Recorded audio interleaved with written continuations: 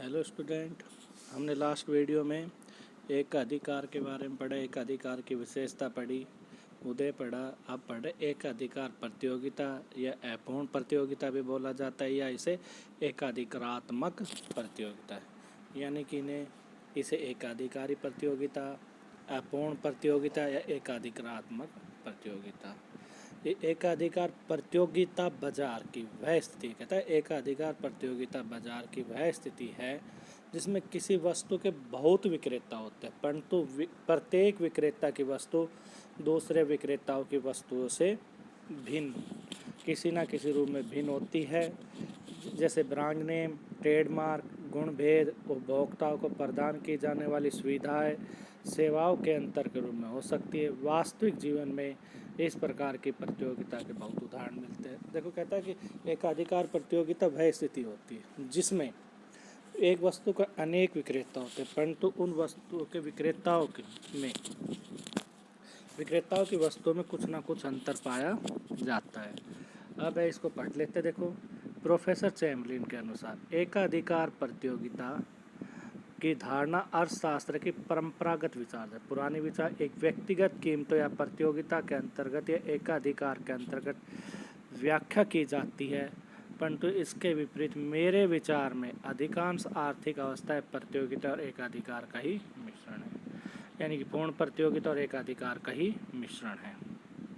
इस परिभाषा से स्पष्ट है, एकाधिकारात्मक प्रतियोगिता दो चरम सीमा बाजारों के मध्यस्थ अवस्था है या वास्तविक जगत के अधिक निकट है। इसकी निम्नलिखित विशेषताओं के द्वारा बाजार संरचना की गहनता से अध्ययन किया जाए। यहाँ दो बाजारों के मध्य जैसे पूर्ण प्रतियोगिता और एकाधिकार के बीच की स्थिति है।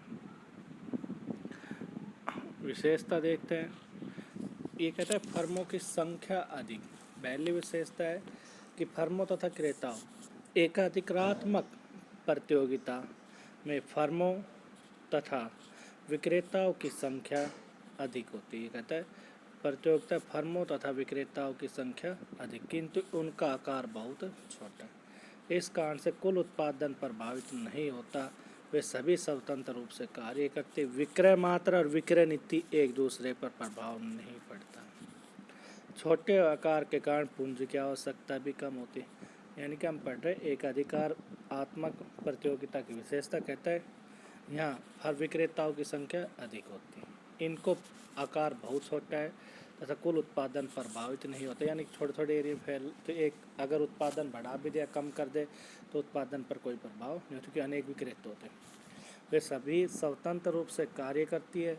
विक्रय मात्रा और विक्रय नीति को एक दूसरे से प्रभाव नहीं। विक्रय नीति का मतलब भाई, एक कंपनी उधार बेचती है, एक नगद पर बेचती है, एक ज़्यादा डिस्काउंट दे रही है, कम, इससे कोई फायदा। छोटे आकार के कारण पूंजी की आवश्यकता भी कम, इनको तोड़ लेते छोटे आकार। उत्पादन तकनीक सरल होती है, यानी कि देखो विशेषता में होगी पूंजी की आवश्यकता कम होती है, उत्पादन तकनीक ठीक है सरल होती है। पैमाने की बचत सीमित होती है। पैमाने की बचत का मतलब आकार, ये नहीं बस ज़्यादा बड़ा व्यवसाय कर ले, ज़्यादा उत्पादन बढ़ा दिया तो पैमाने की बचत सीमित होती है। अर्थशास्त्र में खुदरा बाजार और सेवा क्षेत्र में बाजार संरचना अधिक देखने को मिलती है। राष्ट्रीय स्तर पर सूती उद्योग, खाद्य प्रक्रिया, बिजली उपक्रम आदि प्रमुख उदाहरण है। यह बाजार संरचना स्थानीय बाजारों में दृष्टि, जैसे फुटकर व्यापारी, पेट्रोल स्टेशन, अखबार की दुकान और भोजनालय आदि। आगे है दूसरी विशेषता, विभेदीकृत वस्तुएं। अब विभेदीकृत वस्तु क्या होती है कि उनमें कि कलर हो गया, जैसे रंग बोलते हैं, पैकिंग हो गया, नाम, टिकाऊपन में अंतर, इनमें कुछ ना कुछ अंतर पाता है। जैसे पूर्ण प्रतियोगिता की भांति न तो वस्तुओं का उत्पादन किया जाए, ऐसे जिनका पूर्ण स्थानापन्न हो सकता है। पूर्ण प्रतियोगिता में क्या कहता है कि त्याग, यहाँ ये कहता है पूर्ण प्रतियोगिता की भांति न तो ऐसी वस्तुओं का उत्पादन किया जाता जिनका पूर्ण स्थानापन्न हो सकता है, यानी एक के स्थान पर दूसरी का, न ही एकाधिकार बाजार के भांति ऐसी वस्तुओं उत्पादन होती जिनकी कोई स्थानापन्न वस्तुएं न हो, ना ही ऐसी कोई भाई कुछ ना कुछ स्थानापन्न, तो दोनों ये एक सेम सी है। ये कहता है ना तो पूर्णतः स्थानापन्न, यानी कि एक की चाय और कॉफ़ी भाई एक की जगह दूसरे का प्रयोग किया जाए। अब जैसे मैंने सुना है बाजार में दो चीज़ें आती है, साटरी और टाटरी, दूध को फाड़ने के लिए पनीर, अगर एक महंगी आती है एक सस्ती, तो ये नहीं भाई उसके जगह पर दूसरा। एकाधिकारात्मक बाजार में ऐसी वस्तुओं को उत्पादन किया जाता है जिनकी निकटतम स्थानापन्न वस्तुएं होती है। वस्तुएं समरूप होती किंतु समान एक जैसी समान नहीं होती। ठीक है, जैसे वस्तु के रंग, आकार, गुणवत्ता, पैकिंग आदि के तरीकों से वस्तु में विभिन्नता लाई जाती है। कहता है यह ऐसा बाजार ना तो पूर्ण स्थानापन्न किया जा सकता है, ऐसा भी नहीं है तो उस प्रयोग भी किया जा सकता है, दोनों है। आगे है पेटेंट अधिकार व ट्रेडमार्क भी वस्तु विभेद किया जा सकता है। ट्रेडमार्क, अब ट्रेडमार्क क्या होता है, जैसे कोई भी लोगो LG पर आपने देखा होगा, एल से LG, ठीक है, एक ट्रेड, उस पर डालडा घी पे नारियल, निरमा पे एक लड़की डांस करती, छोटी सी बच्ची गुड़े होती, तो ये सारे क्या ट्रेडमार्क, इनके कारण भी अंतर हो सकता है। पार्ले जी जैसे लड़की आती थी, एक छोटी सी हस्ती। कहता है भारत में कुछ मुख्य कंपनी जिन्हें पेटेंट प्राप्त है, जैसे डेल उत्पादन, डेल का computer company, Hindustan Unilever product जो आपके कोलगेट वगैरह आती हिंदुस्तान की, रिलायंस उद्योग, इस प्रकार दंत मंजन विभिन्न ट्रेडमार्क पतंजलि, कोलगेट, पोमोलिव और क्लोजअप आदि के उत्पादन करता।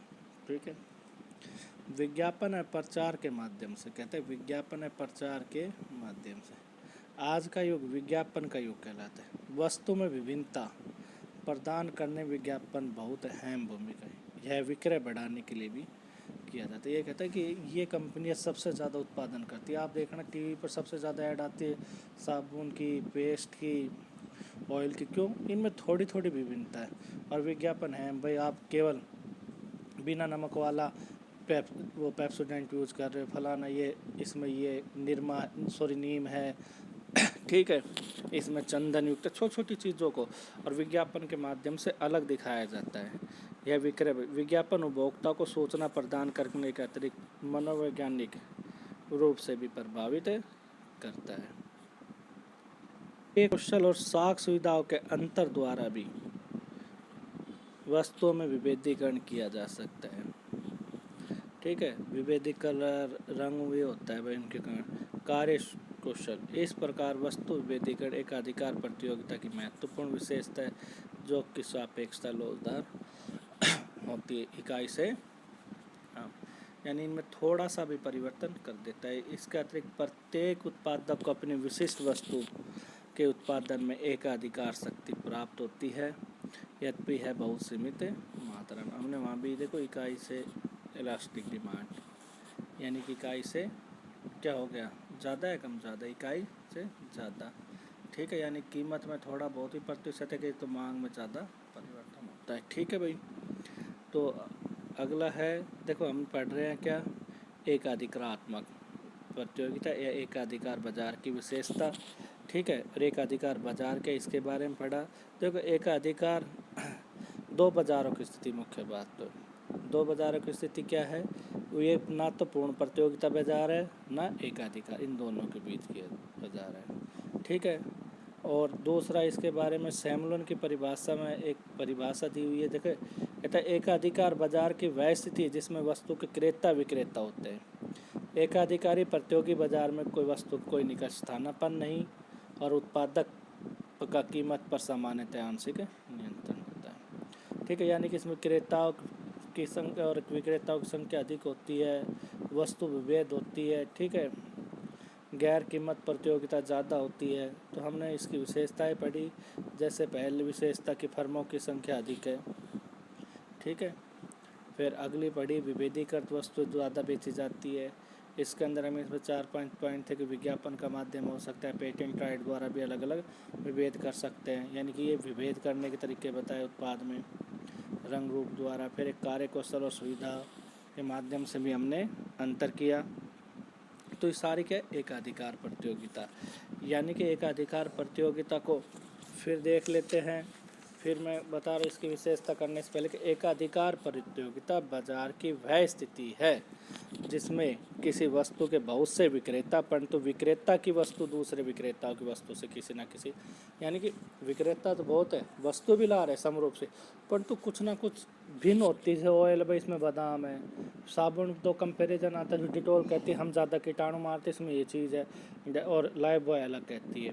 तो कुछ ना कुछ थोड़ा बहुत चिन्ह मामूली सा अंतर ज़रूर पाया जाता है गुणवत्ता में, डिजाइन और रंग में और उनमें, जिससे अपने उत्पादक अपनी वस्तु को विभेद कर सके। तो मुख्य विशेषता क्या है? विभेदीकरण। ठीक है।